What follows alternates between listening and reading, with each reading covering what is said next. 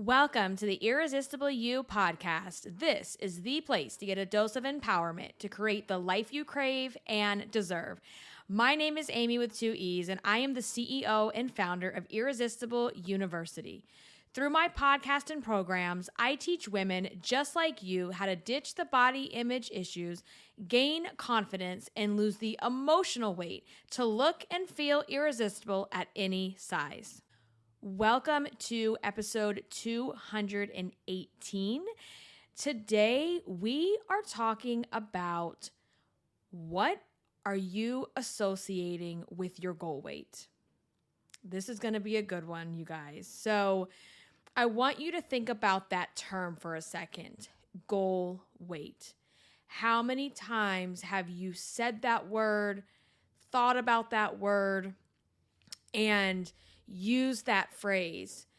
And it was funny, a few years back, I was talking with a business coach, and she actually said to me, "What do you mean by goal weight?" Like it came out in a way that I realized people that have never truly struggled with their weight don't necessarily know the meaning of that, or they don't know it in the way that we do. And I know that when we struggle with our weight and our body image, we have so many things wrapped up and packaged into this ideal, this dream, this fantasy of what the goal weight means, of what it entails, of who you will become. And so I want to really unpack that today and talk about what it is you are actually associating with the term goal weight. It's not just a term, right? It's become a concept for us. It's become a goal, a fantasy, a dream that we have. And so we're going to unpack that and talk about what you are associating with your goal weight. So when you think about your goal weight, I know that when you're listening to this, I know you have a number in your head, right? You have a number in your brain that you have identified for whatever reason, right? We have different reasons. Where does that goal weight number come from? Well, it could come from a time in your life where you were that number and you associate that number with really positive things, or, that was the best time in my life when I weighed this amount. It could be a random number that was thrown at you. Thank you, Weight Watchers, right? Where you went into Weight Watchers and you did the little calculations and you saw the chart and you said, yep, that's my goal weight. That's what I have to weigh. And speaking of Weight Watchers, I know for me, that's where the term originally came from for me many, many years ago, back in like the early 2000s, because that's what they always talked about is your goal weight. Oh, if you get to goal, you become lifetime, right? And so maybe that's where your goal weight number came from. Maybe it came from some, as much as I hate these things, the BMI chart at your doctor's office, right? Where you sit there and look at your height and your weight and you figure out your BMI and your ideal weight should be, X, which we all know that is antiquated and outdated, and it's not accurate. It doesn't take into consideration a lot of things. Where did your goal weight come from? I want you to first think about that as we're going through the episode today, is to pause and think, where did I get this number from? Why am I so focused on this one particular number? Why is that? Where did it come from for me?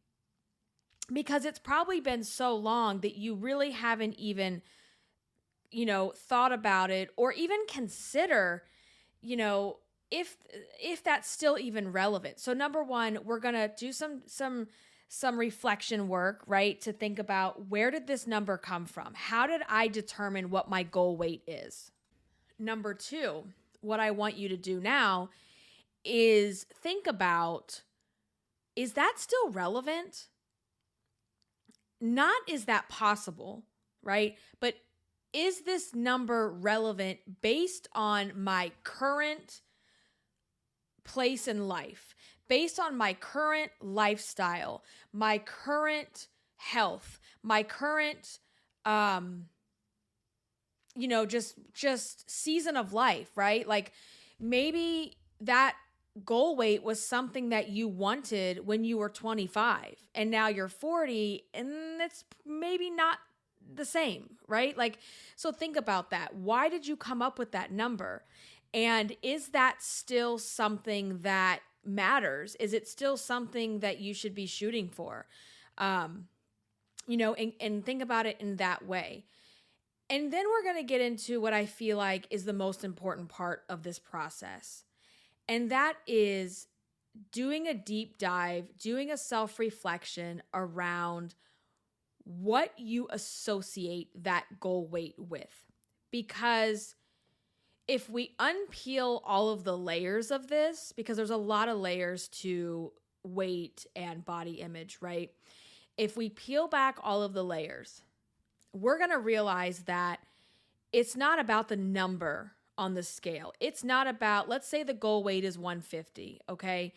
It's not about weighing exactly 150 pounds. That's not what the goal weight symbolizes.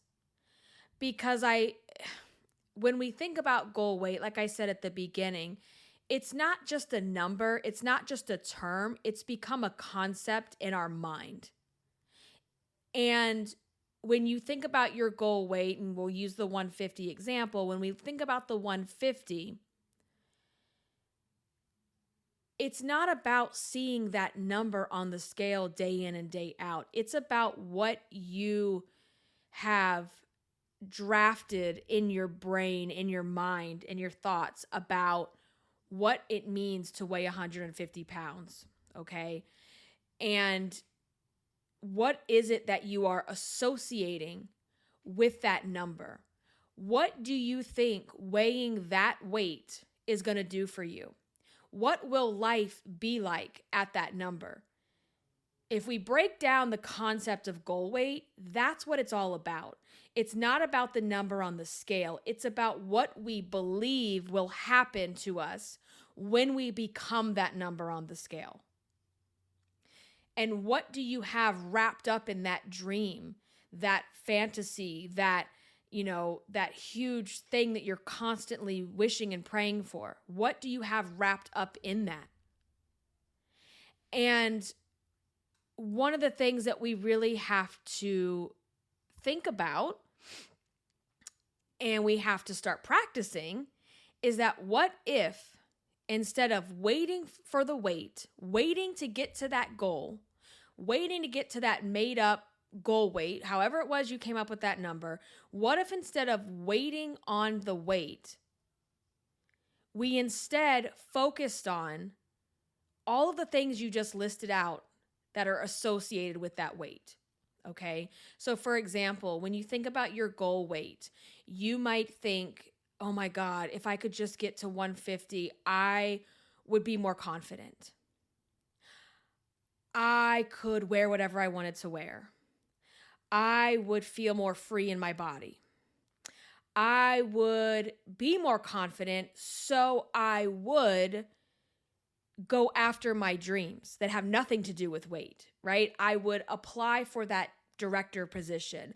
I would start the business that I've always wanted to start. I will be more present in my children's lives because I won't be afraid to be seen. I'll be okay taking up space in the world. I will have a better, relationship with my husband, with my kids, with my fill in the blank. So make that list. I think it's really important that you might be driving, you might be multitasking while you're listening to this, but that you take some time to go back and listen and do the actual reflection, right? Create that list of what the goal weight means to you. What are you associating with weighing that number? Who will you become? What will life be like? How is life going to be different when you're thin versus when you're overweight? And why will it be different?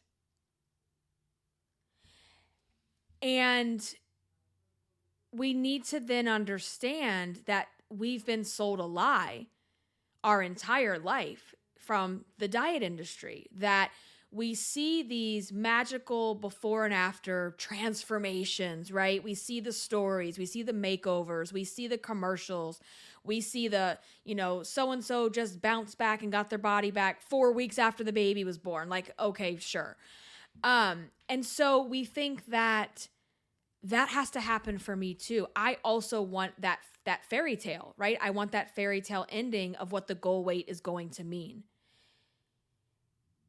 And that's actually just not true. Like, sorry to burst anybody's bubble or rain on your parade, but your dream life that you crave isn't going to show up knocking at the door because the weight fell off. And, if you're someone that's listening to this podcast, you have experience losing weight. You have experience knowing what it's like to gain and lose. So think about all the times in your life that you lost the weight. Did you magically become the fantasy version of you? Probably not. Probably not, because we have been conditioned to believe that once we get to that number, then we can become all of those things that I just said, or whatever it is that's on your list, right? Then we can become more confident. But instead of becoming more confident, we trade one problem for another. We get to our goal weight, we do the work, we lose the weight, we get to our goal weight, and we trade one problem for another. And instead of beating ourselves up for having fat rolls, we're now beating ourselves up because we have loose skin. We're now beating ourselves up because we've lost fat in our face, right? So now our face looks old and it looks haggard and it looks, we tell ourselves all these crazy things, right? We beat ourselves up now for the aftermath of the weight loss without taking a beat to actually sit in the success of it, without taking a beat to congratulate ourselves, to be proud of ourselves, to be like, damn, I did that. To have compassion for the before picture, not to beat up the before picture, but to look at the before picture and have compassion for what that woman was going through. And that woman is still standing. She's still here. She's still fighting. She is still breathing. She is still here. And you need to have more compassion for her and less hate for her. You got to have the empathy. And so, just become all of those things because the weight comes off, especially when you lost your weight in a silo. And what do I mean by that? When I say that, what I mean is, you shut the world out so that you could just focus on your weight loss. You put your head down, you said no to events, you said no to activities, you said no to being social, you said no to being seen because you just wanted to get the weight off as fast and quickly as you could. So you lost the weight in a silo and said, I just am so full of hatred of this fat that I just want it off as quick as humanly possible. And I will do anything I have to do, whether it's sacrificing my happiness, whether it's sacrificing my well-being, whether it's sacrificing my health. I'm going to do whatever it takes to just get it off as fast as possible. And you desperate diet. That's what I call desperate dieting. And you desperate diet in a silo, and then you come up for air, right? You come up for air. Yes, you've lost the weight. You come out of that. And like I said, what happens now? You trade one problem for another. You trade one hatred of yourself for another because you still don't feel good enough. And you don't feel good enough because you didn't put the work in that is required for a true weight loss journey. A true weight loss journey is not getting from A to B and losing the 50 pounds, the 100 pounds, however much it is. That is not what a true weight loss transformation is supposed to be. A true weight loss journey goes from A to B to C to D to D to A to Z. Like you are bouncing, you are losing, you are gaining, you are maintaining, you are plateauing, you are doing all of that. But through all of that, you aren't giving up and you aren't throwing in the towel. Through all of that, you are learning how to be you. You are learning how to be all of the things that you have associated with your goal weight. That's a true weight loss journey, because when you do it that way, and when I say that way, when you think about the Irresistible You framework, I have 5 guiding principles. All of those guiding principles are what is required in order to lose weight for the last time. And notice how I said that, for the last time. This doesn't just happen because you get to your goal weight, okay? So the mindset that you have to take on is not waiting for the weight to start doing all the things you've associated with the end. You have to create the life you crave now in order to lose the weight. You can't wait for the weight to create the life you crave. If you start creating the life you crave now, it will be 1,000 times easier to lose the weight. And when you get to your goal, you won't still hate yourself. It will be the icing on the cake to this beautiful transformation that you have gone through. So you have to start creating the life you crave now, not once you get to your goal weight. Because true weight loss, as we know here, is not just about what you're eating. It's not just about how you're moving. It's not just about a number on the scale. It's about the emotional weight. It's about the mental weight. It's about just all of that weight, that invisible weight that you are carrying that is preventing you from losing the physical weight. So yeah, you could suffer, you could desperate diet, and we all know from experience that we can get the weight off. We've all done the stupid diets. We've all done them. Hello, right? Deal a meal, okay? Deal a meal. Richard Simmons. The Special K diet, the grapefruit diet, the Atkins diet, the South Beach diet, the Subway diet. I mean, my God, have we not done them all? And what did they get us? They got us right back to where we started from, but feeling even worse about ourselves because we broke trust in ourselves by creating a story that we can't do it. See, I told you can't do it. So we broke trust and we broke confidence in ourselves. So you already have the proof that doing it that way doesn't work. And one of the things you have to do as well that's really hard for people is you have to throw away the timeline. You cannot have a timeline on it. We're not in a race because you are in a race with yourself when you desperate diet. When you approach weight loss from this is the last time I'm going to do this because I'm going to actually learn how to love myself, how to be more confident, and how to create the life I crave now. When you do it that way, you won't feel pressured for time because you have all the time that you need. You don't have this bullshit made up timeline of when you have to get to the goal weight.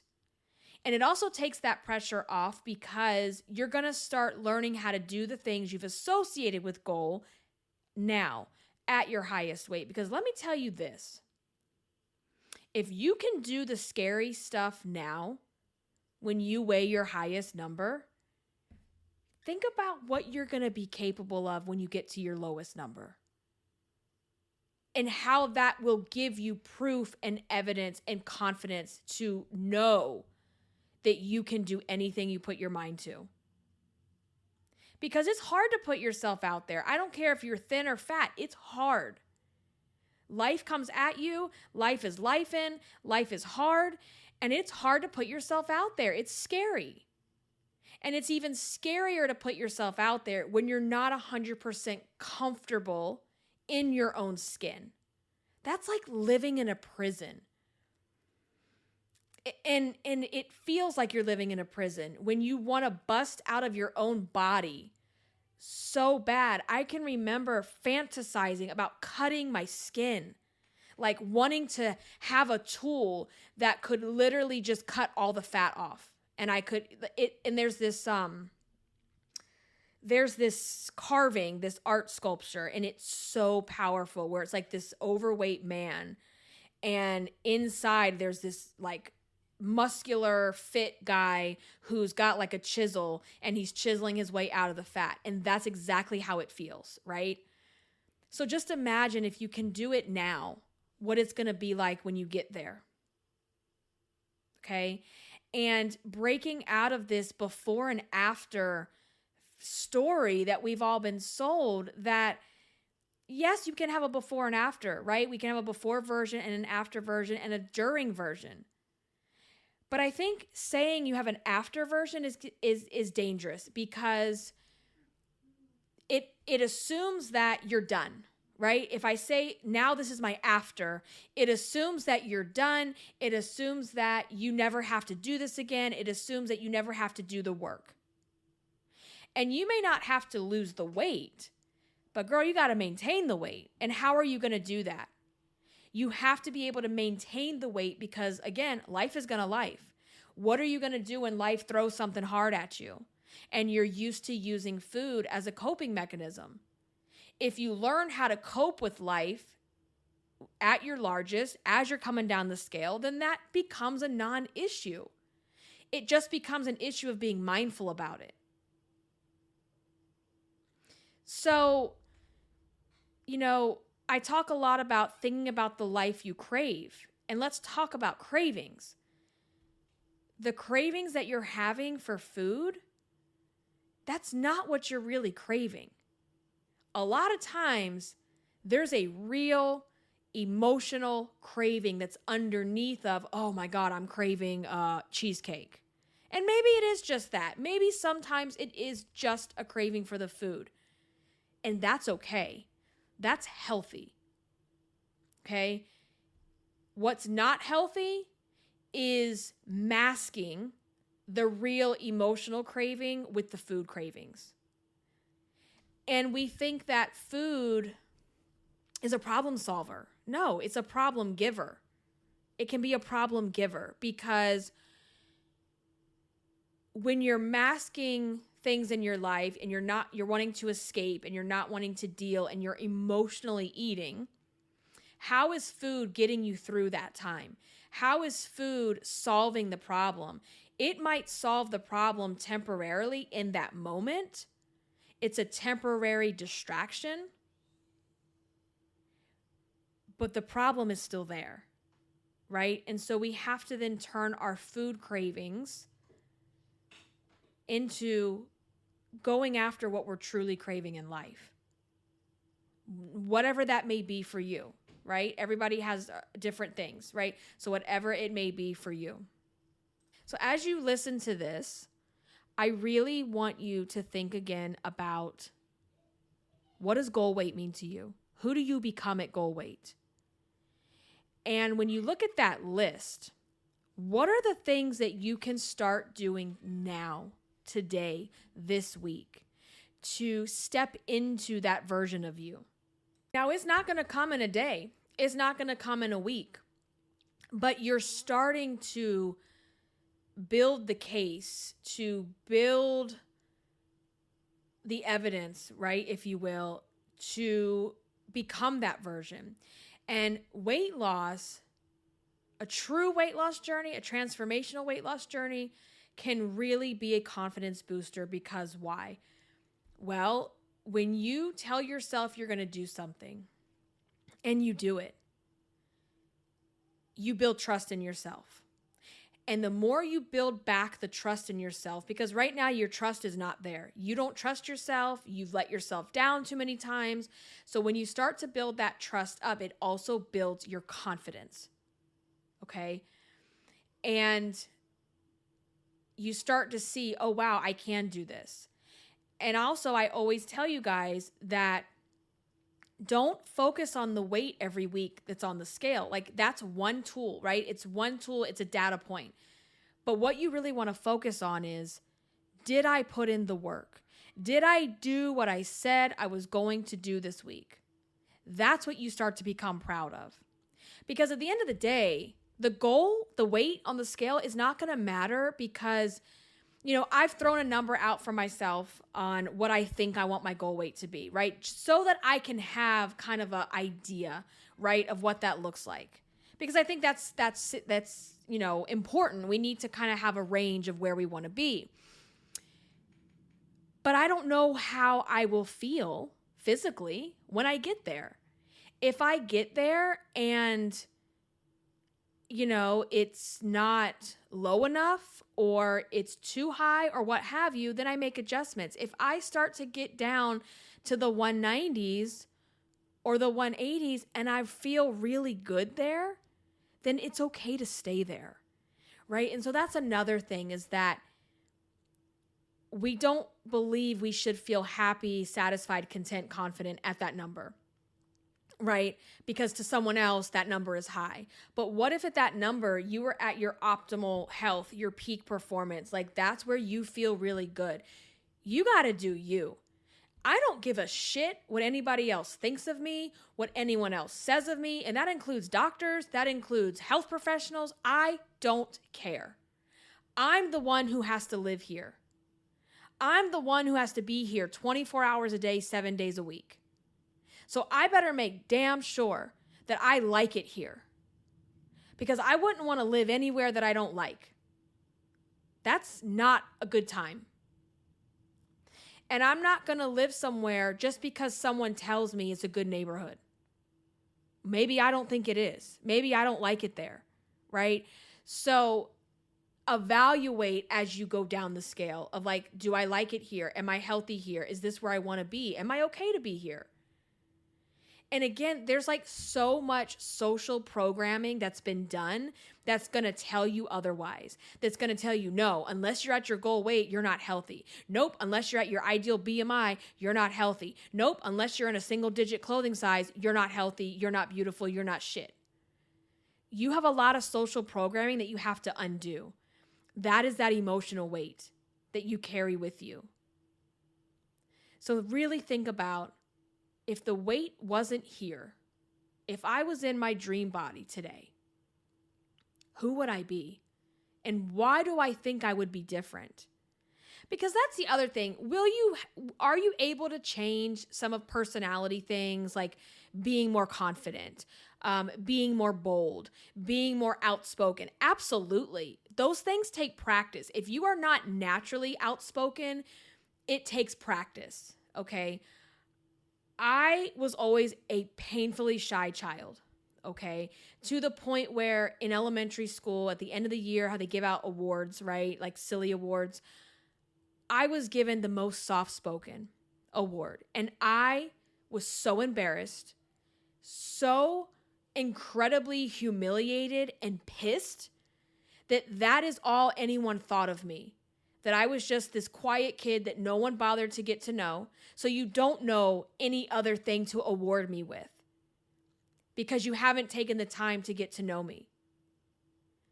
And so I went through a lot of my younger years being painfully shy.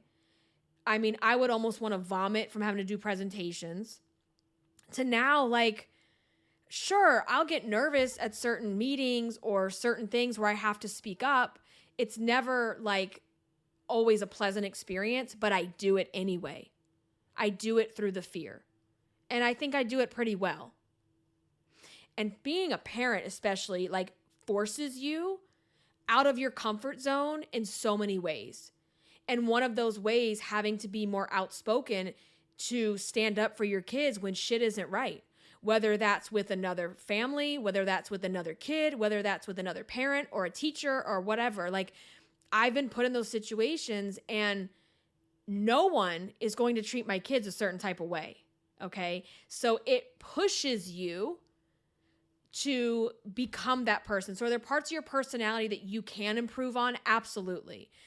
But you also need to understand that maybe this fantasy you have of yourself, you need to bring it back to reality, right? If I am naturally an introverted person, which I am not going to become extroverted because I lose weight. I can play an extrovert, but I am not an extroverted person. My comfort zone is very much an introverted person, hands down. Like I get overstimulated very easily after I've been around a lot of people or like social thing. I need time to come down from that. That's not going to change because I lose weight. Okay. What's going to change is what I told you, learning how to be more confident in my speaking, learning how to stand up for myself, and learning how to be confident enough to not be afraid to take up space. Because a lot of times you're overweight, you don't want to take up space. You don't want to be seen. You don't want to make a scene. You don't want to, be the disruptive one, be the one that's always got to say something because then everybody sees you. And there's that fear of, oh my God, loudmouth, the fat loudmouth, right? You don't want to be called that. Who gives a shit? Like, honestly, I can say at this point in time in my life, none of that's going to hurt my feelings. It's going to tell me who you are. It's not going to tell me who I am. Even if, there was times in my life, a good majority of my life, where just being terrified of being called fat. It was the worst possible thing I could hear because it was confirmation, right? And when you are overweight, that is always the go-to insult. I don't care how horrible of a person you are, that is always the go-to insult, or how good of a person you are, they will always come for you about your weight. And I can honestly say now, if anyone were to say something to me about my weight or call me fat or call me a name, it tells me every single thing I need to know about you. It tells me nothing about myself. And congratulations for calling out the obvious. I'm not skinny. Wow. Really? Wow. We know opposites, don't we? We can use our adjectives and we can know opposites. Congratulations. Like, it just shows how much of a small, pathetic person you are when you call people out for their weight. So don't be afraid of that. Do the work for yourself to build your confidence so that you're unbreakable in that way. I know who I am. I know what I bring to the table. And if you can't see that and you don't appreciate that, don't fucking sit at my table. Point. Period. Don't sit at my table then. So you got to start putting it in now. Stop waiting for the weight. Stop fantasizing about what's going to happen when you get to your goal weight and start making it happen now. The beautiful thing about a dream or a fantasy is you can start making it a reality. You have the control and the power to start doing that today. Today. Okay? You don't like the way you look? Fine. Put in the work to take the weight off. But while you're doing that, do things for yourself to acknowledge and accept where you are right now. Right? Find clothes that fit you now. Don't wait to lose 20 pounds.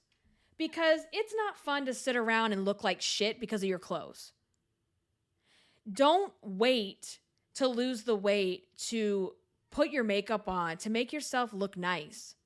Do it now, because the more you do yourself up like that and get your glam on, the more you want to do good for you and for other people. It's a chain reaction. So we can definitely talk about that in more detail in another episode, but we're going to start to wrap things up here. So just to recap, I want you to reflect on what your goal weight is and where it came from. What is your goal weight? Where did that number come from? Is that number still relevant? Should that still be the goal? Okay. And what kind of life do you associate with your goal weight? What kind of person will you become at that weight? Make a list, okay? And then let's start working on those things now. Because remember, we have to create the life we crave in order to lose weight for the last time. We can't wait for the weight to create the life we crave. All right, we're going to wrap things up here. I want to thank you so much for your time and thank you so much for listening. As a reminder, my favorite place to listen to podcasts is on Amazon Music. If you are an Amazon Prime member, you get access to Amazon Music for free. There are millions of songs, albums, podcasts you can get on there. If you're not a Prime member, I have a link in the show notes that will give you a 30-day free trial. I will be on Instagram. If you haven't followed me, that was a really weird way to say that. I will be on Instagram. I am on Instagram. Instagram is my social media of choice. Yes, I'm on Facebook. I really have learned to hate Facebook with all of its bullshit lately with the ads. And it's a mess over there. And I still don't know what we're going to do with the group. It's kind of on a pause. So let's connect on Instagram. That is where I share the most. That is where I will notify you of new episodes, behind the scenes. And also, if you're not on my email list, you need to make sure you get on that list so that no matter what social media exists or doesn't exist going forward, we don't lose connection there as well. So all of those links are down in the show notes.